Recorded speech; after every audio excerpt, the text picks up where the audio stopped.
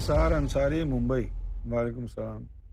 کچھ حافظ اور امام کہتے ہیں کہ اللہ سے جتنا چاہے مانگنا چاہیے، جتنا چاہے مانگنا چاہیے، اور اللہ کو یہ پسند ہے۔ کیا یہ لالچ نہیں ہے؟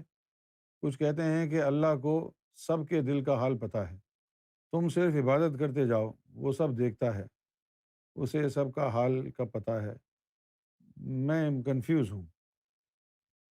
دراصل یہ جو باتیں ہیں نا، قرآن مجید کے علم سے ناواقفیت کی بنیاد پر علماء میں ایسی گمراہ کن باتیں پھیلی ہوئی ہیں، جیسے قرآن شریف میں لفظ آیا ہے کہ جو مجھے پکارتا ہے میں اس کو سنتا ہوں، تو انہوں نے اس لفظ کو دعا سمجھا، لیکن وہاں لفظ دعا نہیں ہے، وہاں جو ہے دعوت ہے۔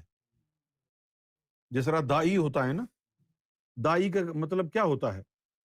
بلانے والا۔ تو وہاں اس سے مراد یہ ہے اجیب دعوت دائی اذا دعانی، یہ بات جو ہے طلب الہی کی ہے کہ جس نے مجھ کو طلب کرنے کی غرض سے مجھے پکارا تو پھر میں اس پکارنے والے کی پکار کو سنتا ہوں۔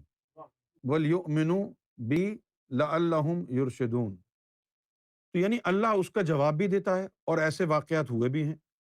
بہت سے لوگوں نے ہمیں بتایا کہ میں تنگ آ چکا تھا، کہیں سے راستہ حق کا نہیں مل رہا تھا، میں نے اللہ سے دعا کی اور صبح میں دیکھا تو سرکار کی ویڈیو آ گئی، آپ کی ویڈیو آ گئی۔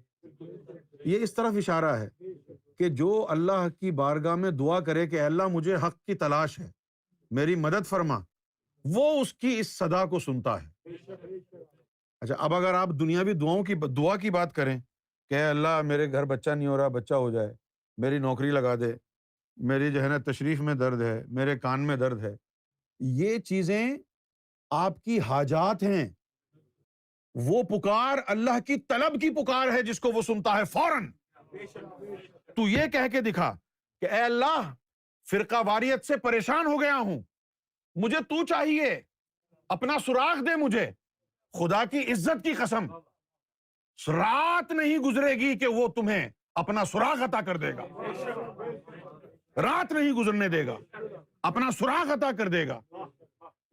یہ اس طرف اشارہ ہے، اور لوگوں نے اس کو بنا دیا، مولویوں نے دعا، اس لیے کہتے ہیں جی خوب مانگو وہ سن رہا ہے۔ اچھا، پھر لوگوں نے کہا جی ہم نے تو بڑا مانگا، کچھ ملا ہی نہیں۔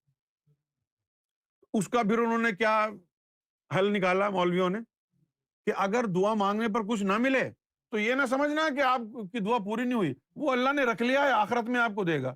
لے جی، انجیکشن ابھی لگنا ہے اور رکھ لیا اللہ نے آخرت کے لیے۔